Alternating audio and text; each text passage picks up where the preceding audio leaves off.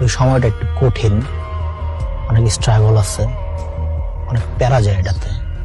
আর ওই যে প্যারা স্ট্রাগল এগুলা থেকে বেরোর জন্য সঠিক পথটা আবার তরি বের করতে হবে। তুমি এখানে কি করছো? না, দূর থেকে দেখলাম তুমি এনে দাঁড়ায় আছো। কদিন আগে রিজেকশন খাইছো তো, তাই ভাবলাম পানিতে লাফটুপ দিয়ে মরে না যাও। এখান থেকে চলে যাও, আশেপাশে মানুষ আছে, দেখলে সমস্যা হবে। ঘুমের ওষুধ খাও প্লিজ। এখন আমাকে জিজ্ঞেস করো না তুমি কোন ঘুমের ওষুধ খাবা, আমি ডাক্তার না। আচ্ছা তাহলে এটা বলো যে আমি তোমার এত মিস করি কেন? যেখানে যাই খালি তোমারই খুঁজে বেড়াই। তোমার মন তুমি জানো, আমি তো মানুষের মন বুঝি না, মন পড়তে পারি না। যদি পারতাম আমি সবাইকে তোমার মন পড়তাম, তাহলে এত কষ্ট পেতাম না। জীবনে অনেক মানুষের কাছে অনেক তিতা কথা শুনছি, কিন্তু কষ্ট লাগে নাই। আর আজকে তোমার এই সামান্য কথাতেই আমার খুব খারাপ লাগতেছে। হয়তোবা ভালো লাগার মানুষের মুখে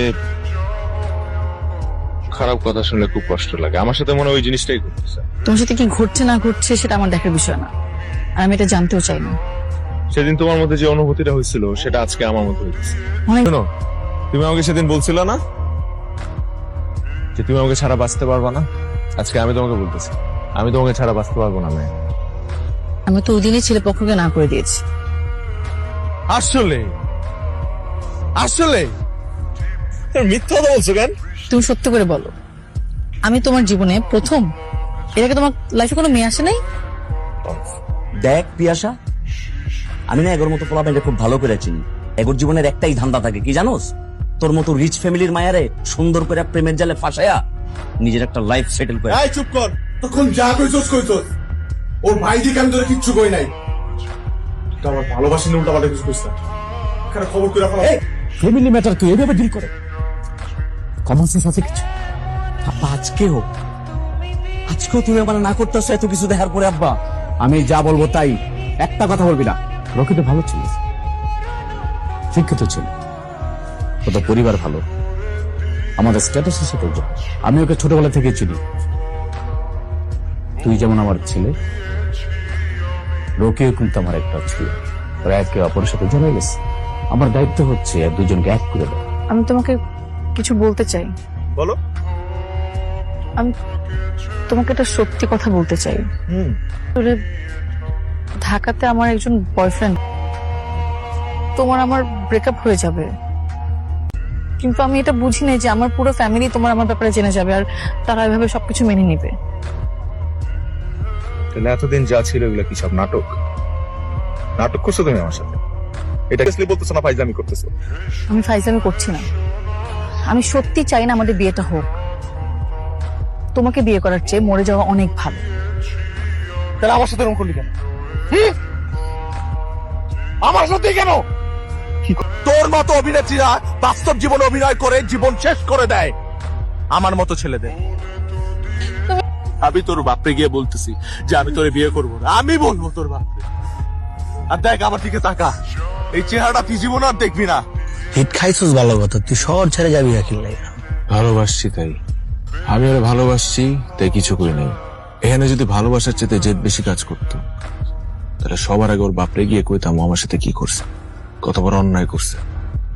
এ কারণে একটা আলতু ফালতু রিজন দেখায় আর সব ফালাই ফুলাই চলে আসছে। দুজন এতক্ষণ আমার বোন নিয়ে যা যা করতেছিল সব আমি নিচ্ছি, কিন্তু রকি আমার বোন যা কিছু করছে সবকিছু তোর বাঁচানোর লেগে করছে, তোর সেভ করার লেগে করছে, আর কিছু। রকির জন্য আমি ঘৃণা করছি, আর ওই রকি আজ আমার মেয়ের সাথে প্রেম করছে। তোমার কলিজাওয়ার তার বাচ্চাকে আজকে মারিয়ে ফেলবো। বাবা, আমি ওকে আমার জীবন থেকে দূরে সরাই দিব। আমি যদি ওর থেকে দূরে থাকি তাহলে আমি কোন রকম বাঁচতে পারবো, কিন্তু ও যদি না বেঁচে থাকে আমি বাঁচতে পারবো না বাবা। ঠিক আছে, কিন্তু আমি আমার বোনকে অনেক ভালোবাসি। আজকে কয়দিন ধরে আমি আমার বোনের নীরব কান্না দেখতেছি। আমি এটাও বুঝে গেছি যে তুই আমার বোনকে অনেক ভালোবাসিস। ওই দিন তোর এই অবস্থায় দেখার পরে ধরে লয়ে যায় তোর পিস্তল ঢেকাইছিলাম আব্বার সামনে। আজকে আমি তোরা কইতাছি তোমার বোনটা লয়ে পালায় যা, আমি তোরে সাহায্য করব। সারাটা জীবন আমি আব্বার আঙ্গুলের ইশারায় চলছি, আজকে আমার কাছে মনে হইতেছে যে আজকে আমার লাইফের সবচেয়ে সেরা দিন। ধর, এখানে কিছু টাকা আছে, নতুন জীবন শুরু করার আগে কিছু টাকা লাগে, আর ধরে না এটা আমার পক্ষ থেকে তোকে দুজনের বিয়ার গিফট। আর ওই যে ওইদিকে খলিলের গাড়ি পার্ক করা আছে, এখান থেকে চুপচাপ কক্সেস বাজার চলে যাবে, আর যাওয়ার আগে অবশ্যই দুজন বিয়ে করে যাবে। আর এদিকে যা কিছু হইতেছে সবকিছু আমি সামলামো। বাবার মাথা ঠান্ডা হয়ে গেলে তখন আমি তো করে ডাকবো, তখন তোরা চলে যাবো। তবে ভাই, আজকে আপনি আমাদের দুজনের জন্য যা করলেন সেটা আমরা কখনো ভুলবো না ভাই। আরে এটা কিছু না পাগলা, তোর আমার ফ্যামিলি না, তুই শুধু আমার বোনটারে দেখে রাখিস। চিন্তা করেন না ভাই, ও আজকে থেকে আমার দায়িত্ব। এতদিন ওরে আপনারা যতটা ভালোবাসছেন, এর থেকে এক বিন্দু কম আমি ওরে ভালোবাসবো না। আমার দোয়া সবসময় তোকে লোকে আছে। যা যা। তুই যখন মেনে নিচ্ছিস আমি বাবা হিসেবে জেদ ধরে রাখি কিভাবে? তাই তোতে ভাবতে হবে না, আমি নিজে আগামীকাল তোদের বিয়ে দিব। আমি চাই না আমার মেয়ের বিয়েতে আমি উপস্থিত না থাকি। সন্তানের সুখ আমার কাছে সব।